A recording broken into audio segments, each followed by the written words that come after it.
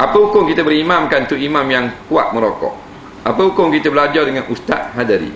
Apakah hukum kita sembahyang berimamkan untuk imam Hadari? Tak ada dah Hadari lah ni. Ada carry lah ni. Baik.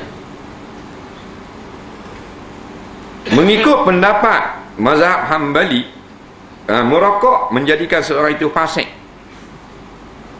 Kerana merokok di sisi mazhab Hambali adalah haram. Dan menurut mazhab Syafi'i hukumnya makruh. Maka tidak menjadi fasik. Jadi berlaku khilaf di kalangan ulama. Jadi natijahnya afdalah yang tidak merokok. Begitu. Tapi kadang-kadang imam lain tak merokok pun dia buat dosa besar. Kita tak sedar. Bahan paineng boleh ada.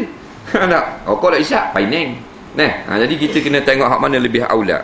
Jangan sapa benda-benda lagu ni bawa perpecahan di dalam masyarakat. Yang terbaik hak warak lah. Hak warak, hak lebar. Kemudian kita nak belajar dengan ustaz-ustaz lain. Tengok benda ilmu yang kita nak belajar tu. Kalau benda tu yang bukan melibatkan mana perkara syariat, yang menyebabkan mungkin kita akan salah faham pada syariat, tak boleh. Tapi bukan ilmu syariat, yang tidak memungkinkan kita ni salah faham pada syariat, ngau kafir boleh belajar.